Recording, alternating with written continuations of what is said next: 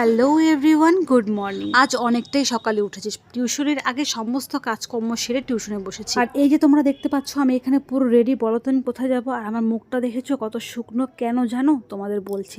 আজ আছে আমার ব্লাড টেস্ট আর আছে ইউএসজিটা নিয়ে তো এত ভয় পাচ্ছি না, কিন্তু ব্লাড টেস্ট নিয়ে ভীষণ ভয় পাচ্ছি, কারণ সুই ফোটাবে বলে।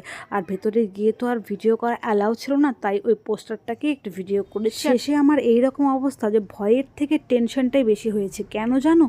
কারণ এক সিরিঞ্জ রক্ত নিয়েছে, তারপরে আবার আঙুলের মাথার থেকেও নিয়েছে, যেটার থেকে আমি সব থেকে বেশি কষ্ট পেয়েছি।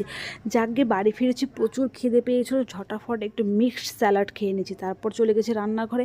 আজ তো আমার হাতটা প্রচুর ব্যথা দেয়। কর্তামশাইকে বললাম একটু আমার রান্নায় হেল্প করো না গো। আর যে কথা সেই কাজ, চলে এসছে কর্তামশাইও আমার রান্নায় হেল্প করতে।